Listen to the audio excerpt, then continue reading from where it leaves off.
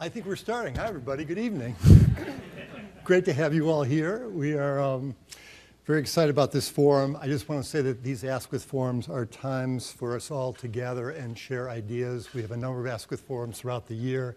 I hope you will attend other Askwith forums as well.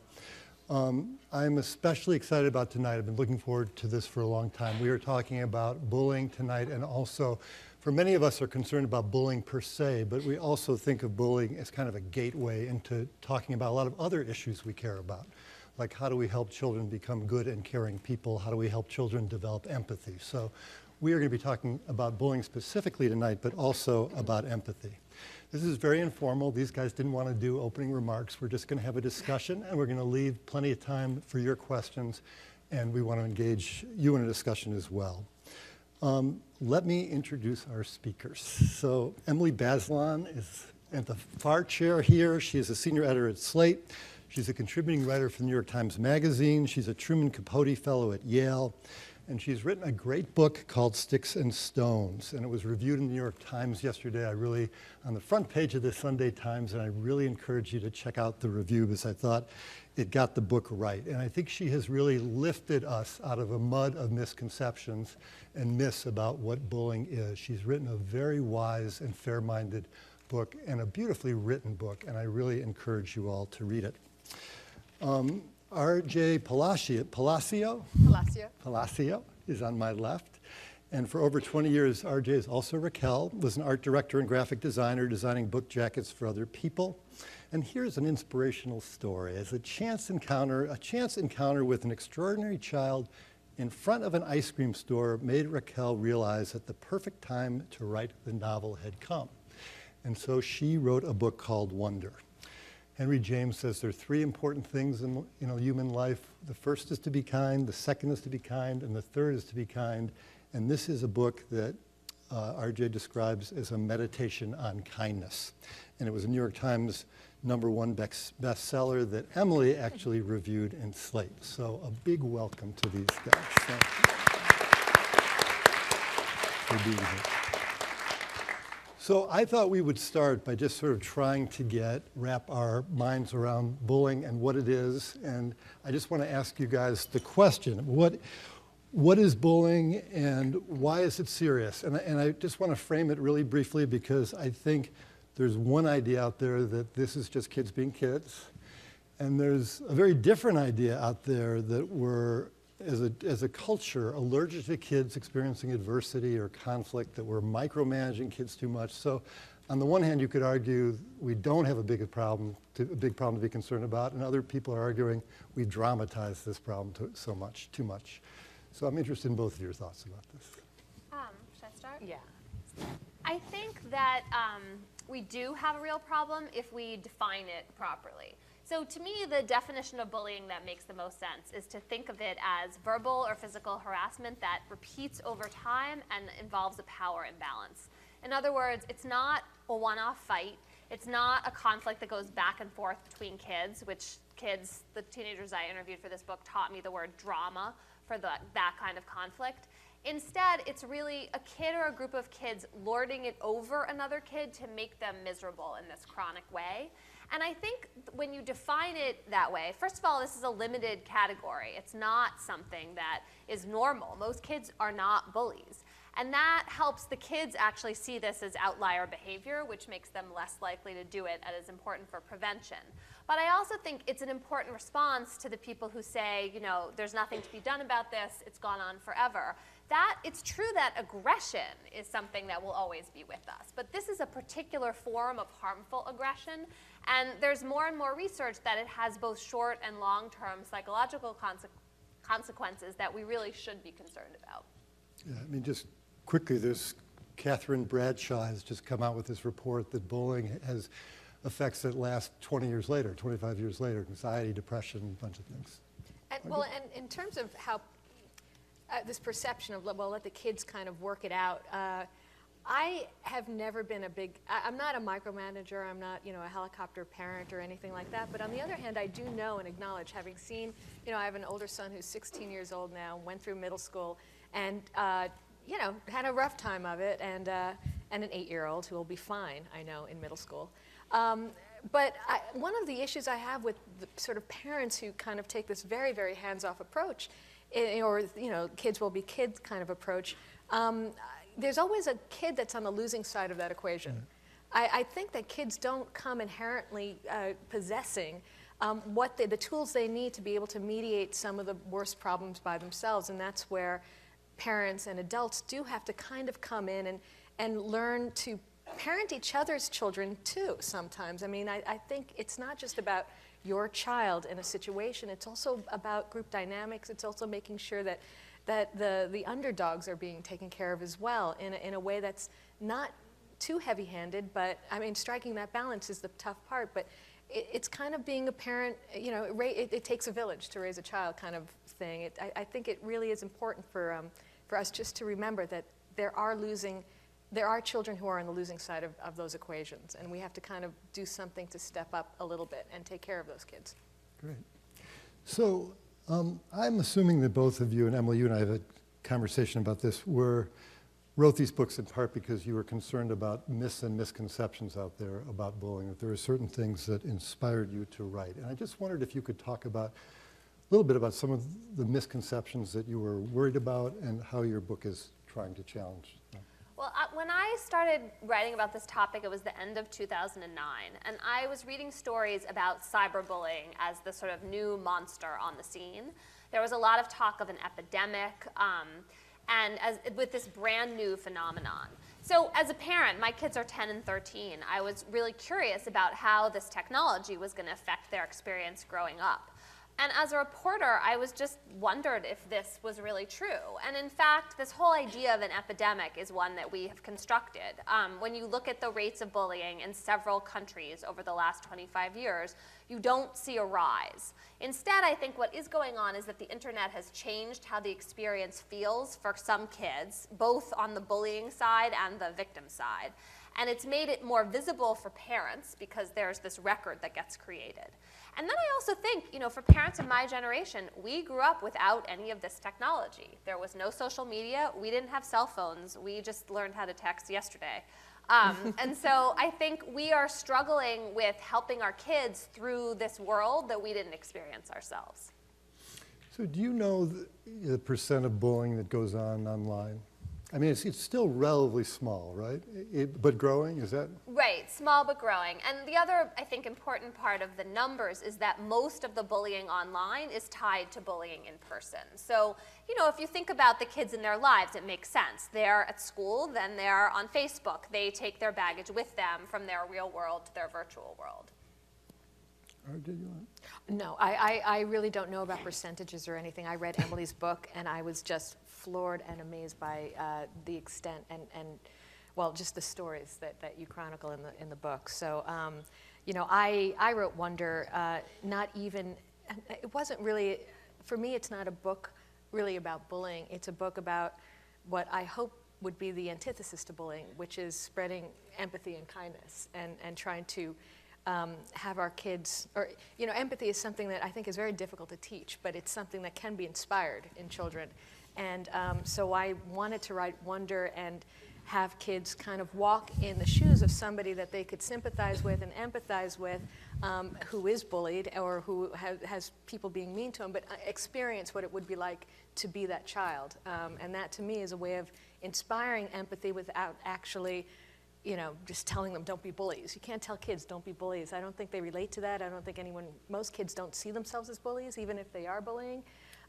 So they just kind of turn off the switch and they stop listening. Yeah. But if you tell them the stories and you try to appeal to them through storytelling, I think it's a different way of getting them. Yeah. I actually wanted to get to empathy. We're going to get to empathy soon, sure. and the reasons for your writing the book. But this is all very helpful.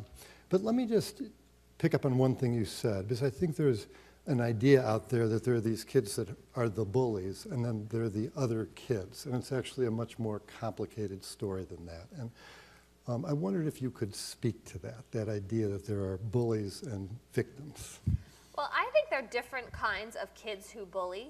The label of a bully suggests this is like a permanent life choice and identity that you've adopted, and I resist that because I think most kids are capable of empathy, can be reached, and there are different kinds of bullies who are more or less reachable, but in the end, hopefully, we'll get there with most of them. So I think there this kind of old-fashioned idea of the bully, the big kid who steals your lunch money, usually a boy, familiar from children's literature, not necessarily your book, which is more enlightened, and movies. And then I think there are kids who I think of as mean girls, even though some of them are boys. And they are more manipulative, more deliberate, and often they're using cruelty as a way of enhancing their own social status. But then there is this really important category of kids, and they're called bully victims in the academic literature. And they do lash out and behave cruelly to other kids, but they also are on the receiving end. And they often have the poorest social skills, the most serious risk of mental health issues.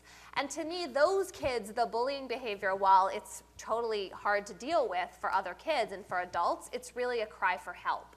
And I think it's important to recognize these different categories because it means that we can't deal with the kids who bully in one monolithic way.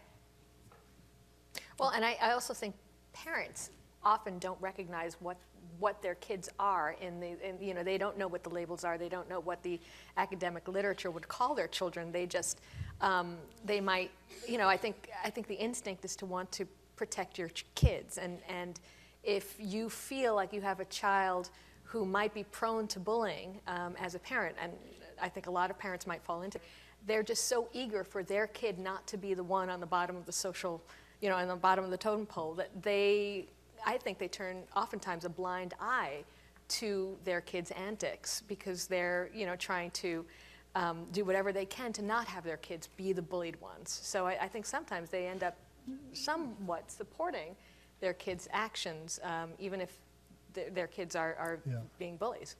So you think that they can become very narrowly focused on their own kids as opposed to thinking, my kid might be a bully, my kid might be a bystander, my kid might be participating or cooperating. Yeah. I'm not sure, but I do think it's kind of a cycle. No, I mean, there's dozens of books out there now that are about bully-proofing your child, about protecting your child from bullying. They're not about how you can prevent your child from being a bully or help your child become an upstander or whatever. Yeah, I think that's right.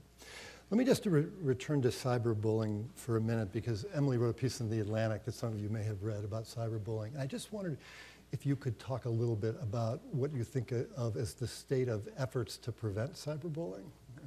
You know, I think it's just really beginning. So the social media companies, some of them have clear rules against bullying and harassment. That's true about Facebook. But then they have this big enforcement problem because Facebook gets, they told me when I was there, 2 million complaints a week. Not all of them are about bullying, but a lot of them are. And you know, in Silicon Valley, having a solution that involves a warehouse of employees carefully going through each complaint, that's just not how they want to do business. They're looking for more systemic solutions. The problem is this is very contextual.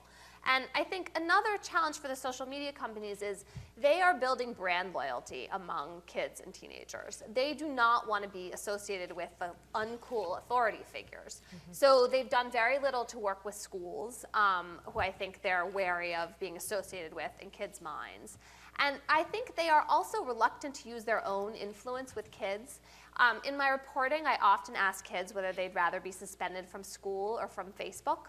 And a lot of them pick school, and which I know it sounds a little crazy, but they've put a lot of work into their Facebook profiles. And the idea of losing that investment is a big deal to them.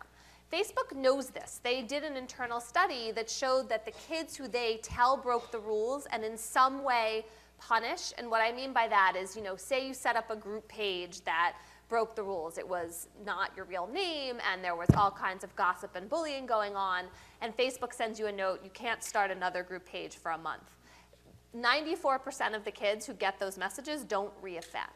So we're in this world in which the companies actually have a lot of influence, but in order to use it, they have to decide that they're okay enforcing social norms. And what they really want is for people to enforce their own norms on Facebook. And that sounds like a good idea, but then the question is, well, how is that really going to happen?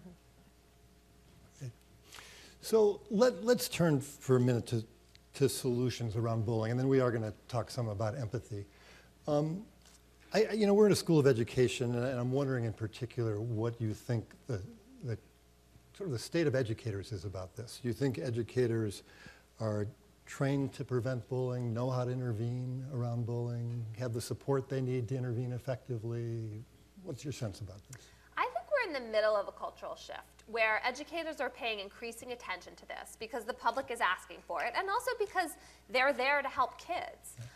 But I don't think we're there yet. So in my book, the stories of the kids I tell, there are some kind of clear mistakes where, for example, there's a girl who really is being kind of relentlessly hounded by these, and she's in 7th grade, these girls are in 8th grade, they're much more popular than she is. She's clearly feeling very vulnerable. And the assistant principal's answer was peer mediation, which is a good idea if you have kids of equal status, but in this case seemed like it wouldn't have worked at all. And Monique, the victim's mother, intuitively knew that if Monique sat down in a room with these girls, they would say what the adults wanted to hear in the moment and then walk out and increase their harassing of her for being a snitch.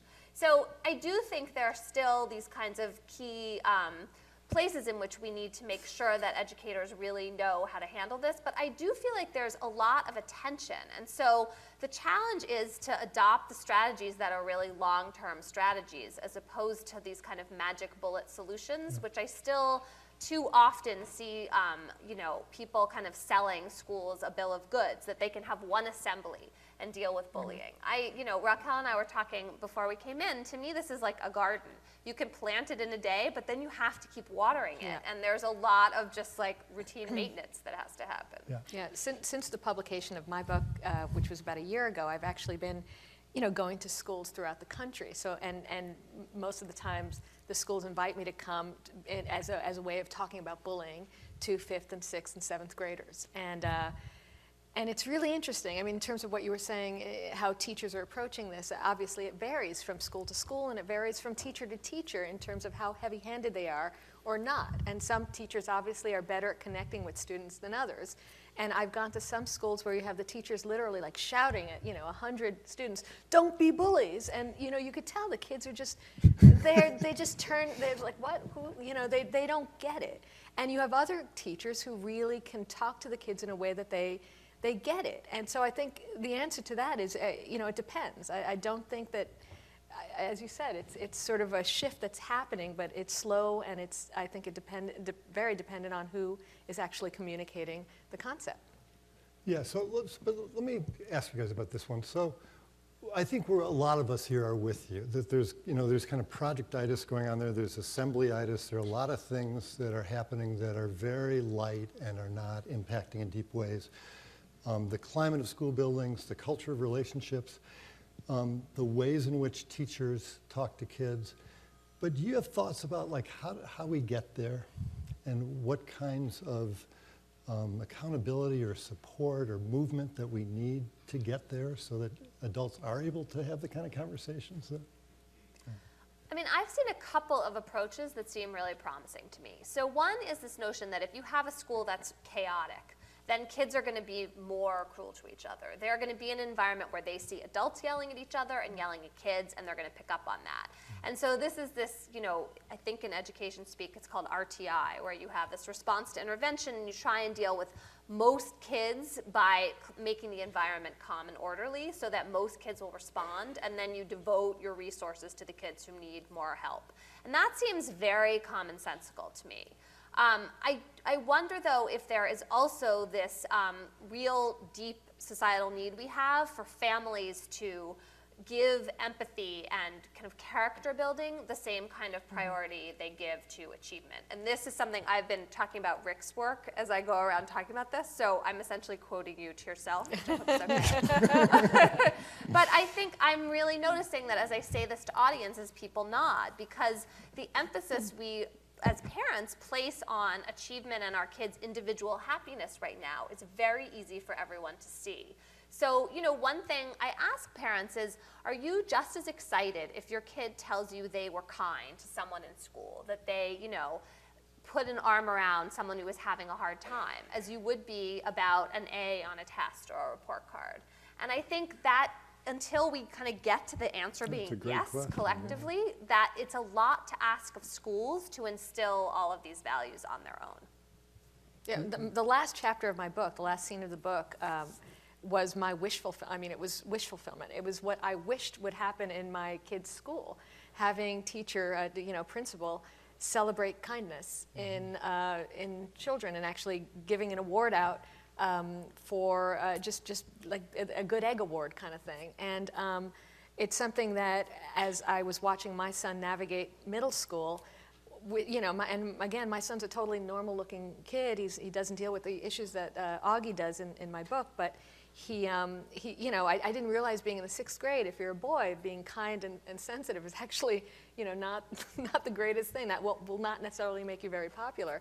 And I kept on hoping that somewhere those qualities would be celebrated a little bit more by the teachers and the faculty. And, so the book really came out of my sort of wishing that this would happen. And I do think that there is a place for pointing out that kind of success in children, as much as success in sports and as much as success in academic achievement. Being a good human being really doesn't seem to really have any place in most school curriculum. Yeah. So this is a perfect segue to the next question I was going to ask you guys, because it has to do, and it's something that a number of my students are here, we've been talking about in my class. It has to do with this issue of rewarding kids for being kind, or rewarding kids for being upstanders. And there's, sort of an upstander movement going on in the country right now, where there's a lot of interest in getting kids to stand up to bullies because there's data that supports it's a good way to reduce bullying behavior. And there are many schools that are giving upstander awards now to kids who are upstanders. And I will tell you, I have concerns about this. And I have concerns about the rewarding of kindness too. But I'm interested in, I can share my concerns, but I'm really interested in your concerns. Well, I What do you totally think? want to hear what you think. But, but I guess I'll start. So, of course you're right. Kids, almost always bullying takes place in front of an audience of peers. We know that about 1 out of 5 of the time, kids actually do something about it. When they do intervene, they can stop the bullying about half the time. So they are one of the pieces to the puzzle. My question about all our urging of kids to be upstanders is whether we've really thought about what it takes in the moment to confront a bully. So I had this moment when I was working on this book. I was on the Metro in Washington, and I got on, and there were a group of teenagers who were really yelling at an older man, really going after him. There were other people in the car who'd gotten on before I did and maybe knew how the conflict had started, and they were all just sitting there. So I decided, I'm writing a book about bullying. I have to do something. So I told the kids to stop, and they totally turned on me, not surprisingly. And they yelled at me in the car, then I got off. They got off with me. They followed me onto the platform, up the escalator into Union Station, yelling at me the whole way. And I was so uncomfortable. I was sweating, I was blushing, and I kept thinking, maybe I didn't understand what I'd gotten myself into. And also, what is everyone around thinking that I did to bring down all this abuse on myself? So, that experience reminded me that this whole idea that you're supposed to confront a bully in the moment, someone who's more powerful, probably bigger than you, and is being really aggressive, that is a tough thing to ask. So one of the researchers I have a lot of respect for is a guy named Stan Davis, who was a guidance counselor in Maine for 40 years. And he has this idea about this I really like, which is that instead of standing up to bullies, we need to help kids stand with victims. And he did a survey in which he asked kids in high school who'd been bullied, what was the thing that helped you the most? And they talked about these small moments of empathy, like someone coming up to the hall and asking them if they were okay, or sending a sympathetic text message. And that suggests to me that we need to give kids a variety of strategies that are actually realistic for them. But tell me what your concern about the awarding is. Do you have, I thought that was brilliant. I did too. Absolutely, a variety of strategies, because it also depends planted on who stands up to the bullies. Yeah. I mean, if you have an alpha male or alpha female standing up to the bully, that's great, because they could turn the tide of the class, and it's great. But when you've got, another someone, again, low on the totem pole standing up to, it's the disparity that is often troubling. So I think there's so many permutations to that scenario that it's impossible to really kind of figure out what's the right strategy. So a variety of strategies is exactly the right way to, and giving kids sort of options about how they can go about standing up to a bully or standing with a victim. I think that's a great idea. Yeah. Rick, do you worry that the awards will backfire? I mean, it seems to me with younger kids. Well, let me just say two things. I'm totally with you about giving a repertoire of strategies and just assessment skills, helping kids assess when and how to intervene in a situation like this. And it may be reaching out to the victim, maybe talking to a teacher, it may be confronting the bully, it could be a variety of things. I also think we're going to talk about kids being upstanders. We have to talk about adults being upstanders too, because we have a lot of adults who just don't know how to intervene in these situations, and they're asking kids to intervene. And I think sometimes kids really need to know that adults have the repertoire of skills they need to be able to intervene in these situations as well. And you know, when you're asking kids to be upstanders, you're asking them to go against the tide in a way. And you know, I think the bigger project is sort of changing the tide. How do you create social norms where kids don't feel powerful degrading other kids, they feel powerful really including other kids. So I worry about that as like the only focus. But the other thing I was going to say is just this issue of giving an award. Because I have to tell you, like, if I had been an upstanding, you know, occasionally I'd probably an upstanding. Me too, I would never have wanted that. The last thing I would want is like a plaque or an award for doing it. And I heard what you said, RJ, and I think you're right, that, you know, if you go into most schools, the people who are heroized are the sports figures. And that seems wrong, right? Like, you know, why not the kids who are kind? So I'm not saying we shouldn't do it. It just seems like something we should be very careful about how we do it. This is something our group has been talking about, like checking in with the kid to see, do you want to get the award or not? Is this, you know, so it's another sort of it depends situation. Right. I wonder also, you know, there are quieter ways of recognition, right? Yes. So you can send a letter home to parents where maybe in the safety of the home or you're not worried about how you're being portrayed as much. That would be helpful. Or, you know, or also awards that pass around a class, particularly in elementary school or even middle school. So it's almost as if everyone is going to be recognized for some relatively ordinary thing they've done, but that is a character-related trait. Yeah. Just to take some of the kind of hype out of the award situation. No, I totally agree with you. Kids can give each other shout-outs at assemblies. I mean, there's a lot of things that you can do. It's sort of the high-profile awarding without checking in with kids that really worries me. Yeah. So let's turn to empathy. And RJ, maybe you can launch this because you're beginning to talk about this. I would love to really engage you guys in the question of how you teach empathy. And I think the more you think about empathy, the more complicated actually a concept it is. But are you willing to get us started? Well, sure. I mean, I think in terms of empathy and kindness, it's something that must or should start early and at home if possible, but sometimes doesn't. I think, again, oftentimes parents in their eagerness to see their kids achieve. I mean, if you think about achievement, if you think about even sports, if you're telling your 8-year-old kid, you know, I want you to win, you know, at the whatever game there is, and you know, it's hard to, on the one hand, really have sort of that killer instinct to go out there and, you know, compete and win, and on the other hand, have tremendous empathy for the people you're about to beat. I mean, it does seem to be almost incompatible sometimes, you know, and I think it's very important to try to figure out a way to bridge that incompatibility between being successful and wanting to achieve and be the best at something, and then also having empathy, not sympathy, but empathy for the people that, you know, there's something inherently incompatible in that, and I think it's something that parents need to learn a little bit more how to navigate at an earlier age. At least that seems to me, because I think a lot of empathy must start at home and should start at home. I think a lot of parents are thinking that, you know, needs to be taught to schools and at that kind of level, but I think it's, again, hard to teach empathy. How do you teach empathy to a group of kids? I think the only way is to inspire it. But does it lead you to think that the goal here should be to reduce the barriers to empathy, so like to reduce competition? Or does No, I think competition is healthy. It's Darwinism, but even Darwin himself thought that kindness ultimately was a trait of, you know, human evolution that was inherently human and made us be what we are. I just think that the proportions are something that need to be tweaked. That are out of balance in some place.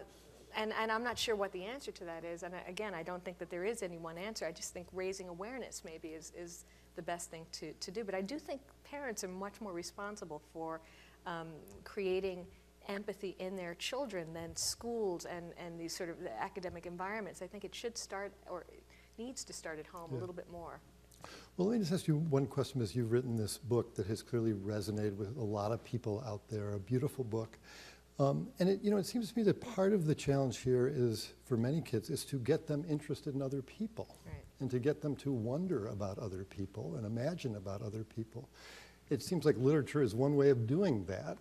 But I'm interested in your thoughts about this. Well, it was the only way I thought that I could possibly communicate all the things that I was kind of feeling. There were times when, again, watching, and my son wasn't bullied. I mean, it was just a question of some kids who used to be nice to him weren't nice to him anymore. And, when you watch a group of kids, and you've known them all since they were in kindergarten, and then suddenly they reach middle school, and they're kind of, you can see, I mean, it doesn't happen overnight, but when you can see when some kids are sort of going off in a direction and they're not being nice, and it's not something that just happens within a day or so. You can kind of see it. And there were so many times I'd want to say to my friends, whose kids were the ones that were sort of turning down this road, dude, your kid's turning into an asshole. But you can't say it, and you certainly But it you're takes not. a village, Raquel. But you can't.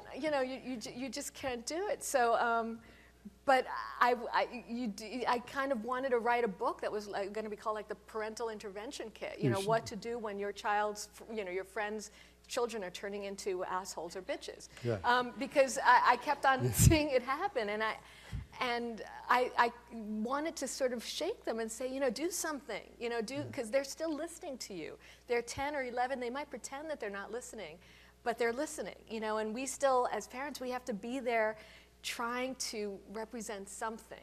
Yeah. And I would have time totally and again, with especially you. in middle school, a lot of my friends would say, well, she doesn't listen to me anymore, so I don't even, I let the kids work things out themselves. And it's not like they're 16 or 17 yet. They're still young enough to be listening. And I think parents then have to really come in and just say, this is what I expect from you, and raise the bar a little, because if our expectations of middle schoolers especially is that kids are going to be mean to each other and that's just the way it is, then they will not disappoint. But if we keep expecting our kids to just, I expect you to be kind. You don't have to be friends with this girl that you've been friends with since you were in kindergarten. I understand that sometimes friendships grow apart, but you have to be kind to her. You cannot be mean to her. It's a simple thing to say, but I was constantly struck at how many parents just don't go there. But what do you think is going on with the parents? Are they not seeing it? Are they not, as Emily was saying, prioritizing kindness? I mean, what do you think? My own little sort of hypothesis was always that they're in their eagerness to not have their children be on the sort of the bottom of that pecking order, that they turned a blind eye to some of what their kids were doing sometimes. I think that they are, we're all in love with our children. We all want the best for them. We want them to be happy. We want them to be popular. And we want them to be successful in school and socially and in every way. And so I don't blame, a lot of, in my book, there's one parent who sort of represents the parent of the bully. And I have so many people writing to me about this one parent, how much they hate her. I feel tremendous sympathy for her, because I think that her big mistake, she loves her kids so much that she's completely blind to his shortcomings, and she just wants to help him do whatever he needs to do to stay popular. And if that means her son is mean to another kid, she turns a blind eye. And I just think that that's an instinct we have that we have to fight. Emily, your thoughts about this? Well, one of the things that has really struck me in my reporting are these studies showing that you're right, most kids don't bully, and if you show kids that that's true, instead of giving them this message that meanness is everywhere and that's just how middle school is, they really respond to it. Right. So for example, schools have done internal studies and then put up posters or otherwise gotten out the message that 90% of the middle schoolers here don't deliberately exclude other kids from the lunch table. And then they asked the kids several months later, and the bullying rates have gone down further.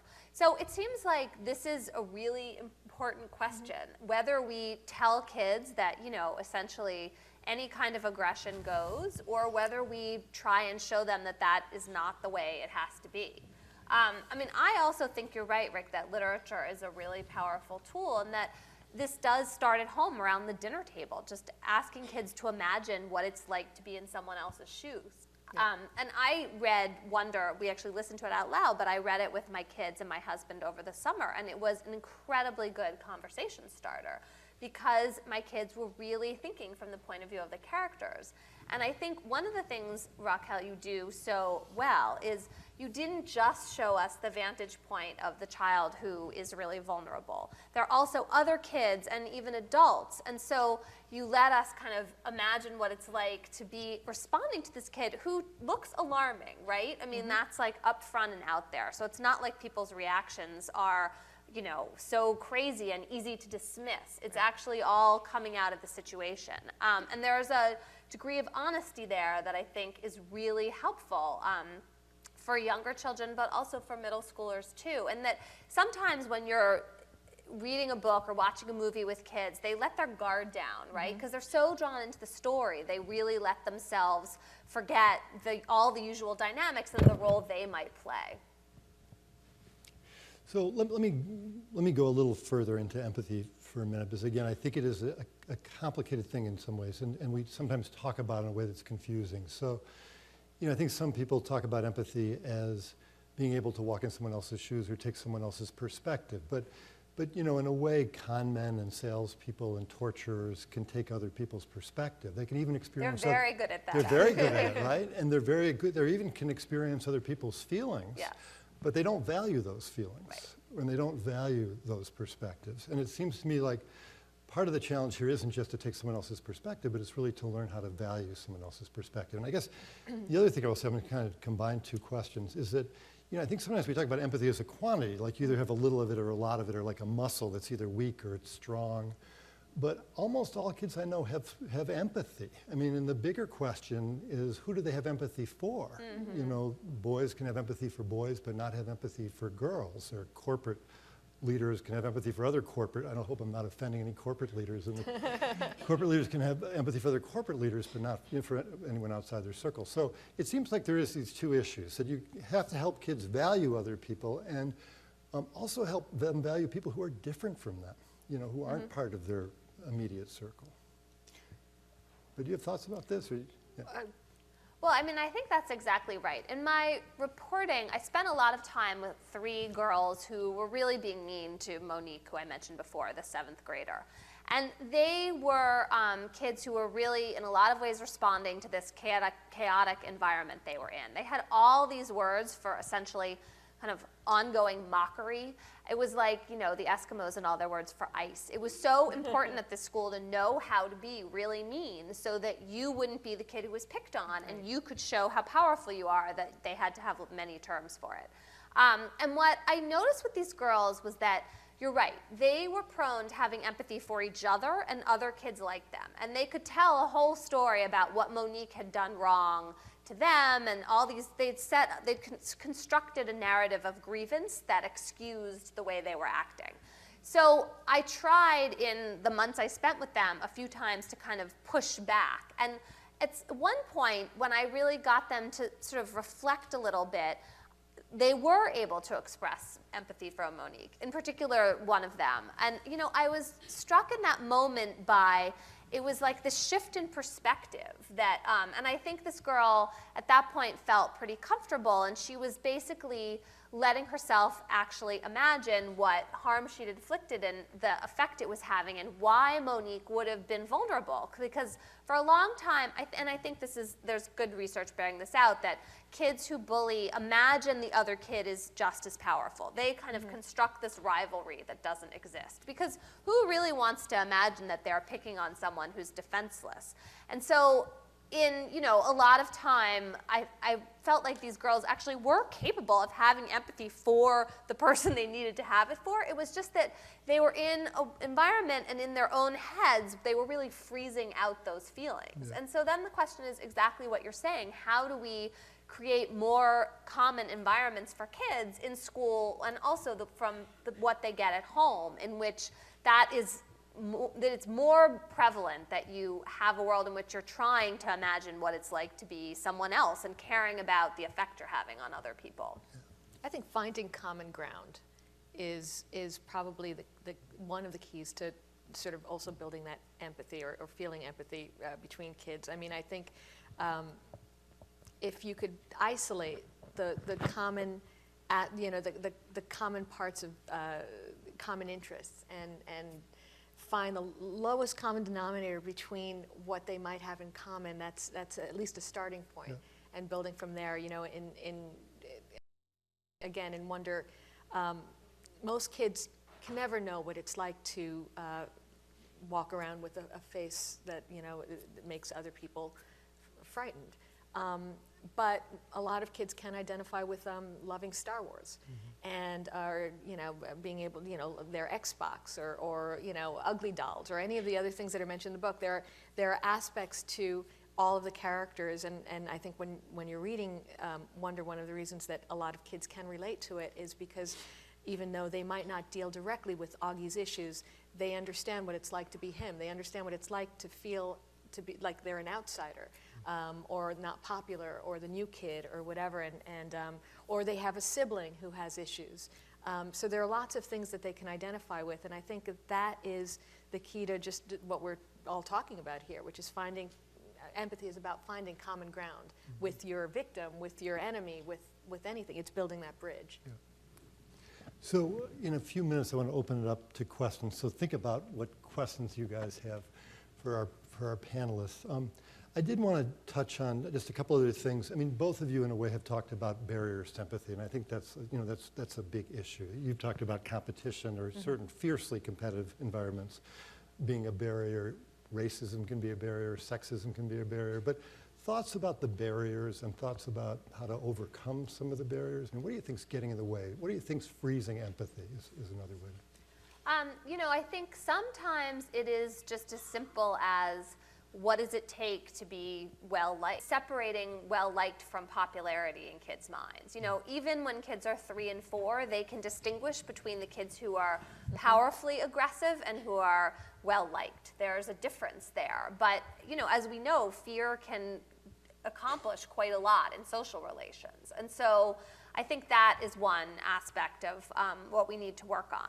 And then there are these obvious groups of kids and of people who are still really marked as different in a way that sets them up to be bullied and harassed in school. So this is certainly true still for gay and lesbian kids.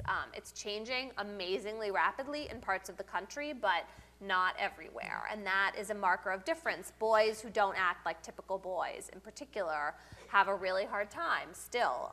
In my book, one of my main characters, Jacob, essentially, before he came out, he was dyeing his hair and painting his fingernails, and the boys at his school just did not have a frame of reference for that. And the adults at the school didn't either. So that was a really toxic combination for him. It's certainly true for kids with disabilities of all kinds. They are much more likely to be bullied. And, there are some, you were talking about fighting off these impulses before. I do think there's a way in which people distance themselves from discomfort sometimes that a disability can create by freezing out those feelings of empathy. Yeah, no, You could I completely agree. I have nothing. Yeah, no, I have nothing to add to that. Okay. Yeah. I just want to ask both of you if there are things that we haven't talked about that you want to talk about, or things that you want to say about either bullying or empathy before we open it up to. Well, I'm just curious. I've been asking audiences. I'm curious. One of the reasons I wrote this book is I feel like everybody has some powerful memory of bullying. Not that it necessarily happened to them, but I just wonder here how many of you feel like you can look back on childhood and there was some memory where you saw some instance of bullying happen that you found really distressing. And how many people feel like they were personally bullied?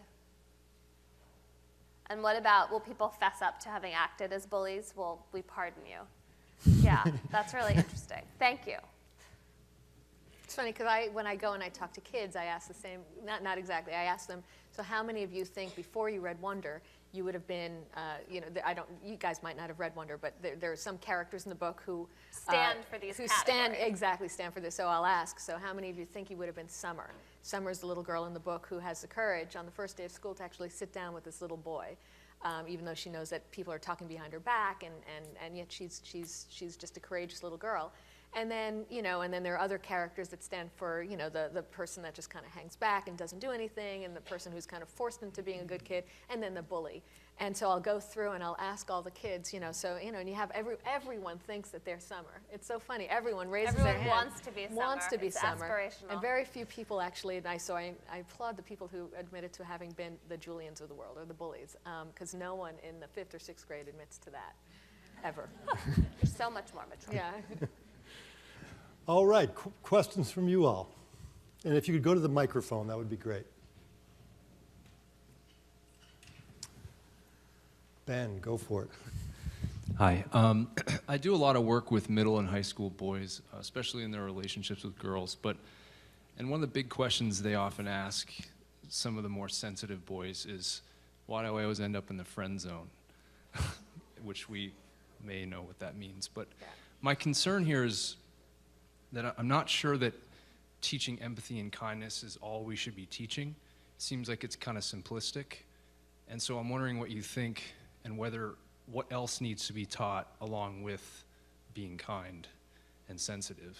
Because you said that your son wasn't very popular for being kind and sensitive, and some of the boys I work with Have the same thing. Well, And he's in the friend zone right now. It's right. funny. So He's They're too literally kind and asking that same thing this weekend. right. So I guess my question is, I'm most interested in what you think about what boys need other than kindness and empathy to be whoever they need to be, and then whether there's a different set of things that should be taught for girls along with kindness and empathy. I would love the answer to that question, because just honestly, this weekend it was a topic in my home. My son is 16 years old, and it seems that kindness and empathy should be enough, and yet there's, my son's big question is why does it seem like the jerks have all the girls?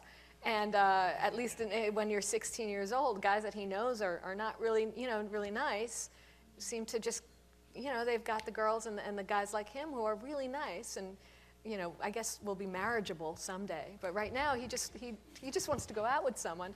And I don't know what to say. I mean, I'm obvious. Maybe there's you tell me. I honestly don't know, because I thought, raising a kind and empathetic, just sensitive soul would be great, and maybe my husband and I have raised a great husband for somebody someday, but the poor guy has to wait till he gets there, and I don't know what to I don't know what the key is. Chivalry? What? Well, this is about the girls. Yeah, right? I don't. What they Yeah, value. exactly.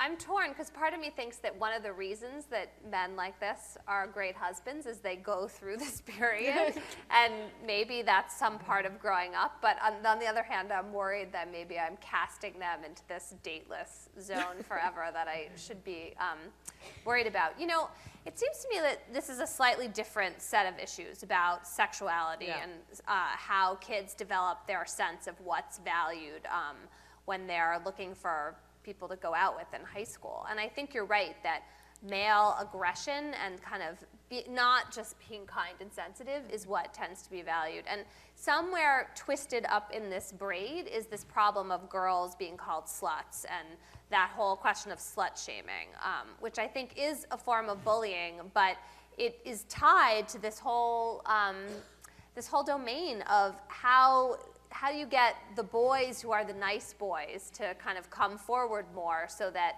there's less push in high school for really advanced sexual behavior, which I think happens a lot among the popular kids. And I don't think I really have the answer to this either, but one thing I noticed in my reporting constantly, because I was interested in technology, is that sexting is playing this role for kids that's different from when we were growing up. It's, you still have pressure to actually do things to prove your affection, but now you're also supposed to send pictures, and the pictures are supposed to be proof that you trust this guy who you're going out with, and yet they can so easily backfire. And I was watching girls in these schools watch other girls get totally slammed by photos, and yet come up to the same choice themselves and seem unable to say no. So it seems like there's some kind of really pretty damaging dynamic going on here. Rick, I wonder if you have any more light to shed on this.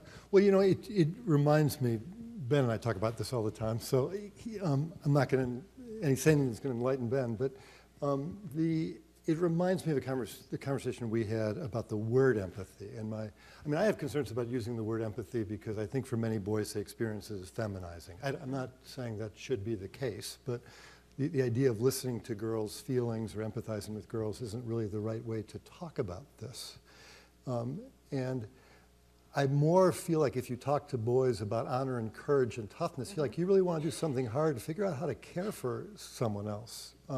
Figure out how to love somebody and be in a love relationship with somebody else. Figure out how to stand up to your friends when they refer to girls as sluts or hoes or whatever. I mean, that maybe the language more of honor and of courage will get us farther than the language of empathy for Well, in fact, that's why I said the word chivalry before. Yeah, Because it the does word seem like chivalry. there's a disconnect now. I mean, there seems that there would be this wonderful place for chivalry and honor and those sort of old-fashioned notions that aren't taught that much. I mean, the virtues in any sort in a Yeah. non-religious way, but the kind of old-fashioned notions of what manhood used to be, and which no one talks about anymore. And I kind of Yeah. wouldn't mind. Yeah, it just seems tricky because the old-fashioned notions of manhood were, often about standing up for women, but they weren't about listening to women, No, right? Or right, listening to their exactly. So feelings. it's a new manhood. I'm sort of thinking of honor as the first stage in the pathway to some. Anyway, And maybe girls would respond to honor and courage as well. maybe they Yeah. would. Yeah. Hi, thanks for having this discussion tonight. It's very important. My name's Paul. I'm a high school teacher in Melbourne, Australia. And I was wondering about the origins of empathy, because you were saying that all kids have it, but they don't all show it. And I'm wondering about how self-knowledge connects with empathy. And what I observe is a lot of bullies seem to show a profound lack of self-understanding, a lack of awareness of the origins of their behaviours, and they also don't show much openness to their own feelings or ability to express their own feelings. So I'm wondering about, in teaching empathy, should we be starting with teaching kids how to know themselves and to understand themselves first? And I think that's a very powerful idea, which has gotten some support from the world of social and emotional learning. And when I talk to those researchers, what they emphasize to me is this idea that kids have to learn how to express and regulate their own emotions, and that you can give them really concrete words and tools for doing that when they're young, and then build on that over time so that they basically have these kind of go-to considerations in their own head that help them deal with their feelings better. That seems like a powerful tool to me, although again, I'm reluctant, as I think Raquel is too, to take the responsibility away from parents as well. But it does seem like you could complement the efforts that are going on at home. Yeah, so I just think the work we do in schools is tricky, and it's not our sole responsibility, but I guess one of the things I notice is the students who are often in that bullying frame, they don't really get an opportunity to be known within the classroom or within the school either, and they can go through several years and they maintain that aggressive outer stance, and yet others are not really getting to know them either. So it's a two-way thing. So I'm wondering if we can short-circuit it by Well, opening that up. I don't know. I just know that kids do find what works for them. And if a sixth grader is feeling lonely and makes a cheap joke about someone else behind their back and gets a laugh, they soon learn, oh, that's a quick way to making other people laugh, and that's my ticket in. So I think everyone's trying, especially at that age, they're trying on different personalities all the time. It's almost like, I remember when you have like a little baby, and they sort of transform daily until they're about 2 years old, and then they figure out who they're going to look like, but like every day, like when you're looking at your kid, some days they look like your grandpa, sometimes, they just kind of change, and then at 2, they kind of solidify, and you kind of get an idea of who or what they're going to look like. Then it happens, to me, it seems to happen again in middle school, like at the ages 10, 11, 12, they're trying on personalities for the first time, because up until then, parents have been telling them how to be, who to sit with and who to have play dates with. And suddenly when they're about that age, they start actually being able to try on who they're going to be, what persona they want to be, what they want to be known for. And I think they're really looking for their ticket to figuring it out. And that, if we could, as a society, help them maybe do a little bit more in systemizing a way of actually having them approach that question, who am I? That might be a great way for them to sort of circumvent all the shortcuts that they seem to take, and often lead to sort of nasty shortcuts or nasty habits. So let me just add one thing to this, and I totally agree with what's been said. But I think, part of the reason I was asking the question about the barriers to empathy is that I think a lot of reason kids don't feel empathy is because they're simultaneously feeling shame or anger or frustration or inferiority, or they've been traumatized in one way or another in ways that make it really hard to care about what other people feel. And that self-understanding is one way of dealing with shame and anger and frustration. A lot of people here are doing work on self-regulation, and this is, gets to Ben's point too, why it's important not to look at empathy in isolation, because I think really being empathic is a composite of different competencies that include self-awareness and that include self-regulation and being in an environment that supports those things. Great, thank you. Why don't we turn to this side? Go ahead. Hi, is this on? I'm just kind of curious to go back to Rick's comments halfway through the talk about implications for educators. It seems to me that bullying today is not so much or less about give me your lunch money, and it's more invisible to teachers and to educators because it's kind of happening on the internet, on Facebook and on Twitter, and in a lot of these schools you don't have access to those resources, so it's kind of happening that the bullying is happening outside of school. And I'm kind of curious if there's more that perhaps corporate interests like Facebook or Twitter could do to correct for that. But the problem is that if they're getting 2 million complaints a day, it's kind of hard to stop this. So this just kind of seems like a problem that can't be, there isn't kind of a magic bullet, there isn't something that can easily correct for bullying. And it's not something necessarily that educators can do because they can't see it. So I'm just curious about your thoughts. So I think part of this question is for Emily. I'm going to let her answer it. But I do want to clarify something. I mean, most bullying isn't on the internet. Most bullying is still happening in school. And it's often happening right in front of teachers. And there's good research about this that shows, that shows teachers right next to kids who are being bullied, who aren't intervening. And I don't want to stereotype teachers here because a lot of teachers are intervening very effectively. But many teachers aren't intervening effectively, and many teachers don't know what to do. And they're not supported in doing it. So I think there is an issue with teachers still, and there's also an issue with, Yeah, I mean, I agree. As I was saying before, cyberbullying usually has a real-life counterpart, and so I'm skeptical that it's all happening on the internet and no one can see it.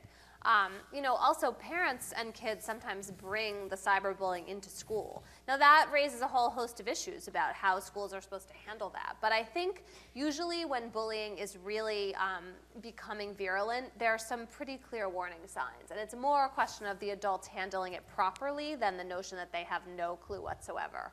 I do agree with you about corporate responsibility. And I don't actually think this is like a hopeless, there's 2 million complaints and so there's nothing Facebook and Twitter can do. In this Atlantic piece I just wrote that Rick mentioned, there are people who are working on algorithms. Now, I'm skeptical. One should have a natural kind of sense of skepticism. How are we going to catch this incredibly contextual behavior?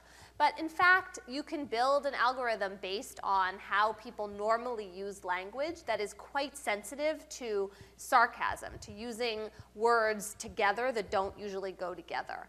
And the researcher I was talking to at MIT who works on this was telling me that when he analyzed hundreds of thousands of complaints of bullying on another site called FormSpring, which maybe you guys have, if you're lucky, you've not encountered yet.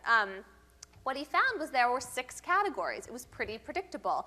It was just what you'd think: race and ethnicity, sexuality, sexual orientation, overweight kids, and disability. So I think actually we could catch some of this before it's happening. And that isn't to say I'm in favor of, shutting down kids from writing online, because it's an incredibly important form of self-expression for them. There's lots of creativity going on. It's not like it's all mean by a long shot. But there are very soft interventions. For example, just if the social media site could flag a post for probably being harassment or bullying, they could just send a message to the kid who's about to hit send. That sounds pretty harsh. Are you sure you want to post that? Just that 30-second, that might have a lot of difference. So I really don't accept the notion that we are just stuck with this toxic sludge of the internet. I actually think that there are things these companies could do, and they have, practically a monopoly in the sense that the networks are only successful and vibrant because we're all on them together. So I don't think they should be so worried about their users fleeing that they just throw up their hands. And in fact, it's on us to demand this of them. These companies, when people freak out about privacy, which is another problem on these sites for teenagers, the companies have responded and changed their policies. So I really feel like we are not demanding enough as consumers. I just want to say, sorry, one thing very, very quickly about this. I wanted just to reinforce one thing you said, which is I do think bullying happens right in front of teachers sometimes, but there's also lots of insidious forms of cruelty and bullying that teachers don't know about, and I didn't want to discount that in any way. And I think in many middle schools and high schools, there's actually a very high wall separating the culture of the adults and the culture of kids in some, and that adults really don't have a good sense of what is going on, some adults, with the social dynamics of the kids. And that's one of the reasons that we're advocating that every school should be doing a survey, a kids survey, at least a couple times a year, that really begins to unearth what kids' experience is in the building, and do they feel safe? Do they feel connected to adults? Do they feel connected to other kids? Just some basic information. So anyway, yeah. Thank you for the discussion. Two things. One is I've gotten, in my experience, a lot of mileage out of calling attention to the idea of name calling and labeling. Even if you call somebody, if they do something wrong, that person's a bully, or that person's a scam. The minute that you allow a child to call somebody a name, that cuts down your appreciation of who that person really is. So with my kids or kids that I've worked with, I was like, well, what do you mean she's a skank? Or what do you mean he's a bully?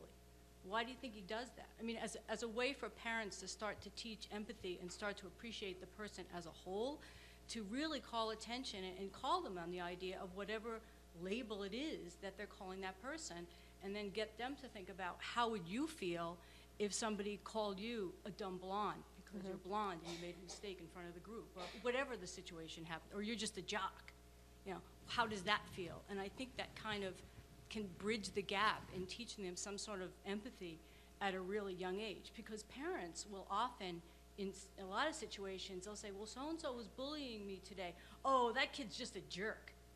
I mean, that response in and of itself is a continuation of the bullying behavior, but you're allowing it as a parent. And the second point I would make is that I think it is a good idea to encourage the kind of courage it takes to stand up for somebody who is being bullied, or that kind of kindness. But I don't know why we can't call it assertiveness. Assertiveness is a good way for even the passive person to begin to respect their own rights, to assert their right, and for the bullies to take perspective on the other people's rights and privileges that they may have in a group. So instead of saying, oh, is empathy too feminine? Well, isn't it important to be a team player? Isn't it important to stand up for your own rights? And put it in that framework as opposed to, these soft values. I think that's a great point, what we call it, and what might be sort of, in terms of a marketing, a concept, what might be the best way to go about it. I know that I certainly didn't mean to. There was a quote that I used, a Wayne Dyer quote, which is one of the precepts in the book, which is, if you have the choice between being right and being kind, choose kind.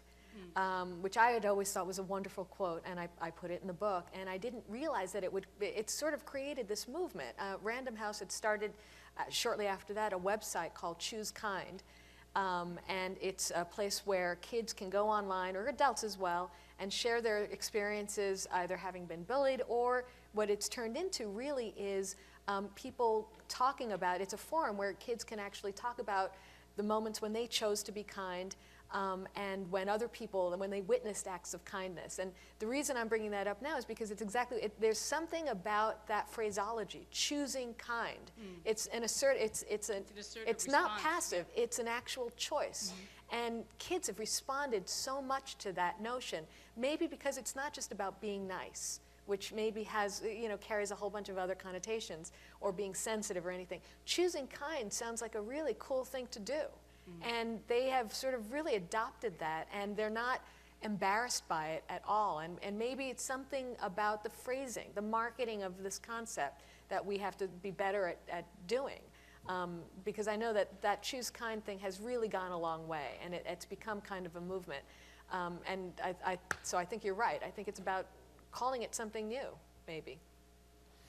Yeah, I just want to say something quickly about the first issue you raised, because I actually think that not only educators, but a lot of us have a hard time knowing how to intervene effectively in situations. If you're at a bus stop and you hear a kid saying, "That's so gay," or if you're walking by a high school or a middle school, or you hear kids using sluts or hoes or bitches or whatever, I don't think most of us. I mean, sometimes when I think about this stuff all the time, I really struggle with whether to say something and how to say something in a situation like that. And I think we have to develop, a lot more wisdom and a lot more tools and more assertiveness about intervening in situations. Educators and just community members around stuff like this.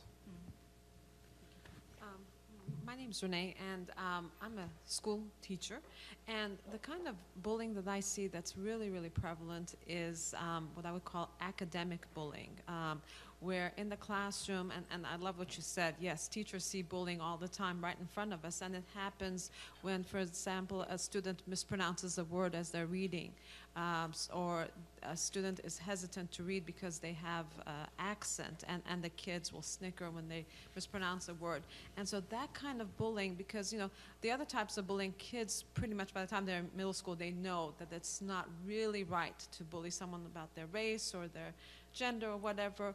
But when it's academic, we all know that it's great to be the A student and maybe not so great to be that C student. And so somehow there's this sense that, well, I'm entitled to bully them because they're not quite there where they need to be. And so that sort of prevalent bullying is something that really is seen in the classroom a lot. And I think as a teacher, you try to make sure that it's a safe space for students to learn and make mistakes. And, we say that, but if you have some wisdom that you could shed on that.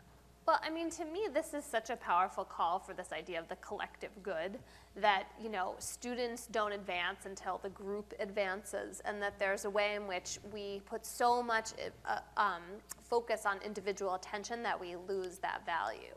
And I think it's one thing that is tricky about this. It's very hard to instill classroom by classroom, right? So, you as a teacher are going to have a different ethic than the rest of the school. That's very tricky to do. And I think with almost all of these solutions, you really have to have the whole community and the whole school on board. And that's how social norms change. And it sounds so intangible and difficult, and yet we have managed it in various ways relating to kids. So one of my favorite examples is drunk driving.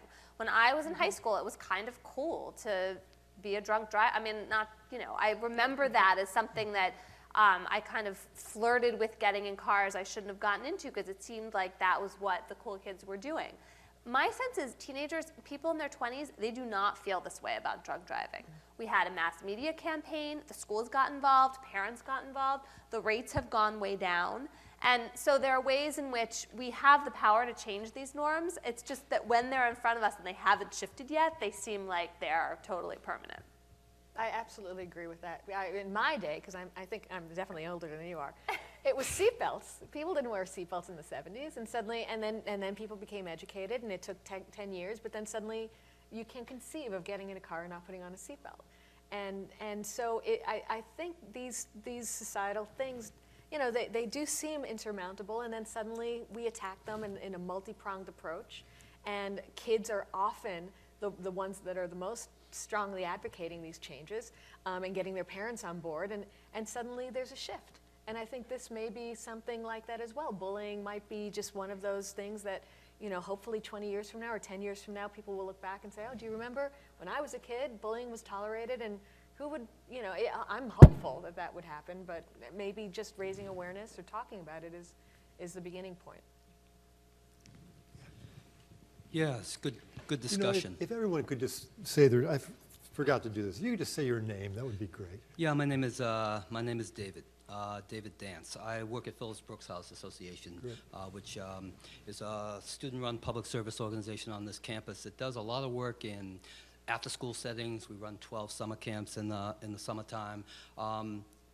This has been an interesting discussion, but it's also happened in almost in well, I won't say a vacuum, but in the state of Massachusetts, we have laws against bullying now, and it's been, I think, quite a challenge to the school systems. When it rolled out in December 2 years ago, most of the schools that were required by law to submit their anti-bullying programs couldn't even get their programs in on time. These are, it's a law that basically demands that teachers do something.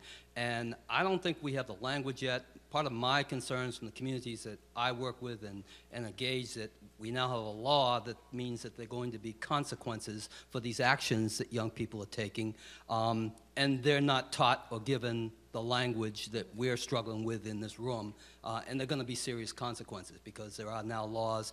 Teachers, school departments have to step up and do something, and there are going to be consequences to the kids. So somehow we have to get better. This word empathy is important.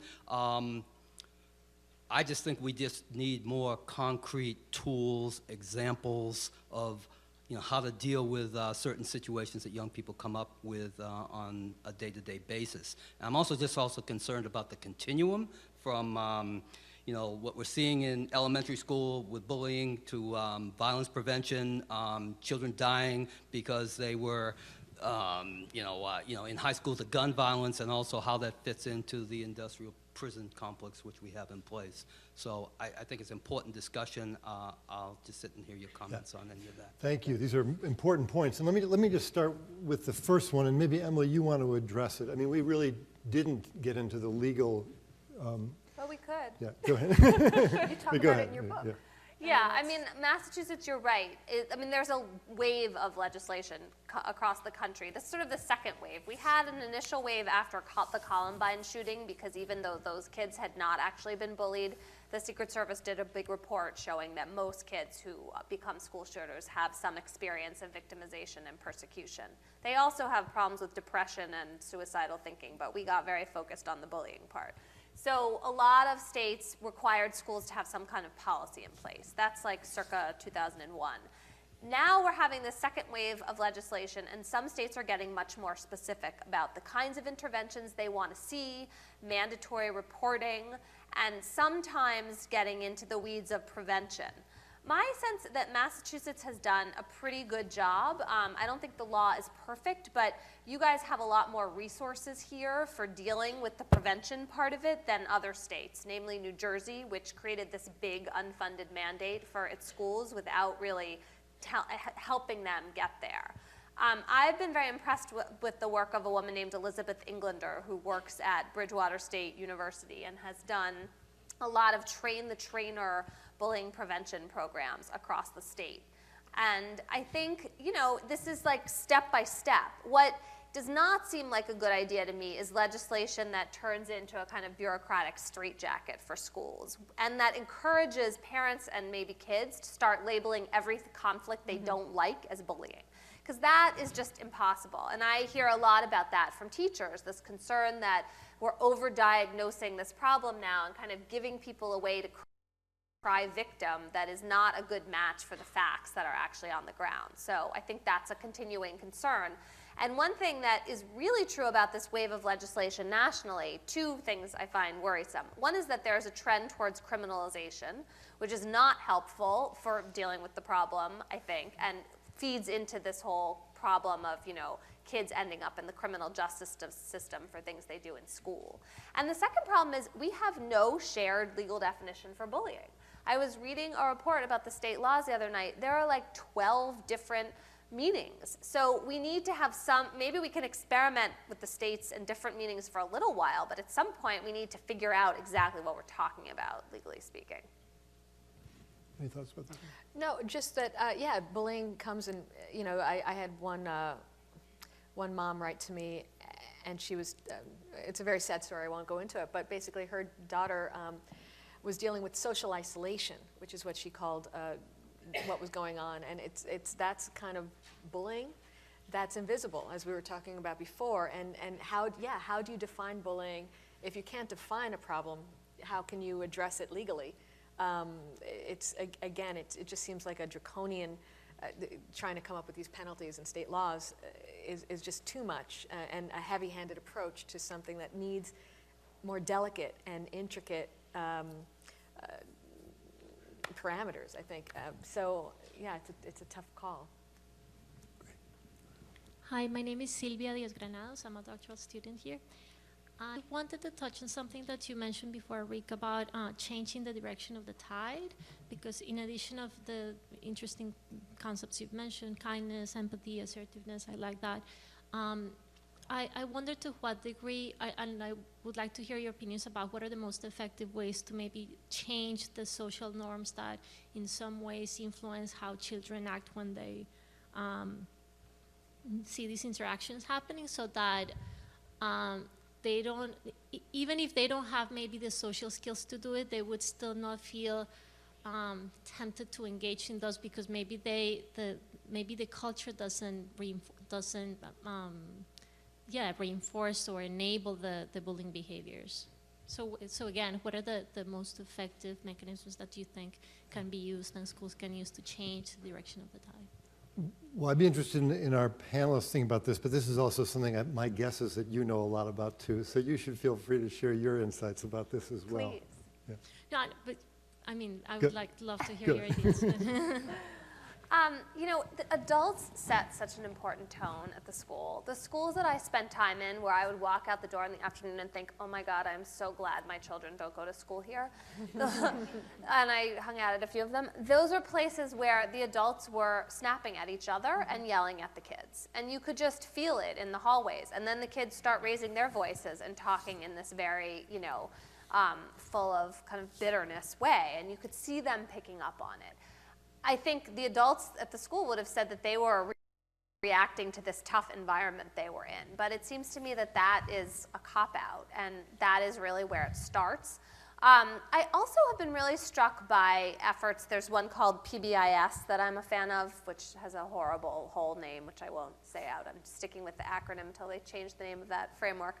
But essentially, what it boils down to is encouraging teachers to recognize the ordinary good things that kids do in the day, as opposed to the acting out and the bad things. So just saying please and thank you, or turning homework in on time, these kind of basic building blocks of school become what's supposed to be fueling the interactions, instead of telling someone to cut it out. And it does seem to me that that switch from negative to positive can have a real impact on changing the culture in the way that you're talking about. Politeness is one of the first virtues that we teach our children. When they're 2, 3, 4 years old, you start teaching them how to say please and thank you, because we know that the world is kinder to kids who are polite. And it's just a tool that you're providing your children as they grow up. And I think on every level, if we continue to do that and just kind of emphasize the positive and reward the positive behavior, I think that is a great way to go about bringing up kids, whether you're a teacher or whether you're a parent. Reinforcing and praising the positive is always great. So I have a few thoughts about this, but Amanda, Sylvia, you should share your thoughts as well, because I think you've asked sort of the key question from my point of view. I think what these guys have said is right. I mean, I think if kids respect adults and adults are really standing for care and community respect, really matters. Part of the issue is that in a lot of schools, a lot of kids don't respect most of the adults in the building, and the issue is how do you repair those relationships? I think this question of how to incentivize is also very important, but not by the upstandard awards, but the day-to-day ways in which you can really appreciate kids who are making valuable contributions to the community. I also think this really differs by age, and in middle school and high school especially, but maybe for younger kids as well. I really think you have to mobilize the wisdom and the energy of young people themselves, of students themselves, that students really have the wisdom about their social cultures. They know the levers of change. And I'm not saying that adults should abdicate responsibility here, but I think the real challenge is for adults to learn how to facilitate those conversations with students that really enable them to take charge of the social culture of the building. Do you have thoughts that you want to share? Yeah, I mean, I personally agree with you. I think it's important to involve children in the transformation of the rules of the culture that make some students popular while other students, you know, not so popular. Yeah. And so the student involvement is a critical part of that. Yeah. Just one more thing. So what is your take on punishing those behaviors? We put so much emphasis on punishing, especially when we start legislating. It turns all into a big conversation about discipline. You know, I've been really struck in my research that when you focus a lot on suspension, which is the go-to punishment in schools, there's no evidence that you are really contributing to deterrence, and you're taking kids out of school who really need to be there. When you think about it, it's kind of crazy, actually. You know, when you have kids who are really acting out and harming other kids, then letting them loose to continue that behavior is obviously not okay. And when I think about the kids in my book who really experienced over time the same kids going after them, it definitely seems that something should have been done with those kids. But I wonder if schools overemphasize punishment as opposed to prevention. And then also when they have kids who really are bullying, you know, we were talking before about making sure those kids really have ways to express who they are, and whether we are failing to reach a lot of kids who actually could be reached if we tried harder. This is going to seem like a little bit of a departure, but recently I was interviewing dog trainers, which is crazy that you can interview, because there are different philosophies of dog training. There's the whole positive reinforcement approach, where you praise the dog with reward every time they do something good. Then there's a whole school of people who are more, you know, they have the little electric shock things and the punishing the bad behavior kind of thing.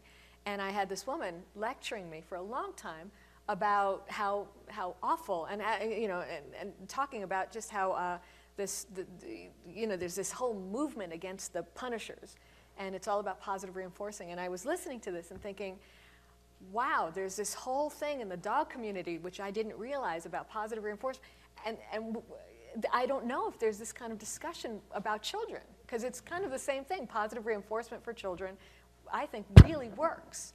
But I don't feel like it's discussed that much, and certainly I didn't, not with the passion discussed in the dog community, so, which often happens. But anyway, I am such a big advocate of the positive reinforcement. You know, you tell a second grader, that's you know, I'm so glad that you did this or whatever, and I just think it works, and I think we all have to continue that more than the punishing. Yeah. So my name's Kate Solba, and I also, like Emily, come to it through the legal, that's my point of entry.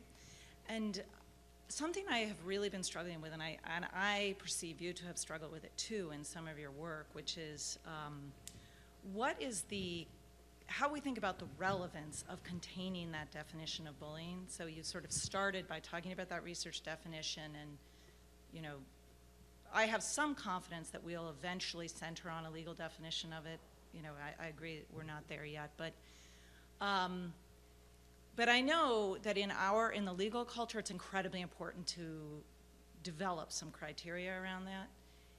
But most of the rest of the discussion has been about response to intervention, social emotional learning, development of empathy skills, and most of the curricula also move well beyond anything that's contained to the research definition, and appropriately so. There's a lot to talk about in that context, but I do wonder what work we think we are doing when we contain that definition of bullying. I think that some people feel like it's really important to contain that definition so that we leave space for the other things you talked about, drama or conflict resolution and whatnot, but in the regulatory world, it's such a normal instinct to say, if I am counsel in a human resources office, I want to create wide buffers around lawful and unlawful behavior, so I want to prohibit lots of things that are not really within the definition of problematic behavior, you know, in other contexts, you know what I'm talking about.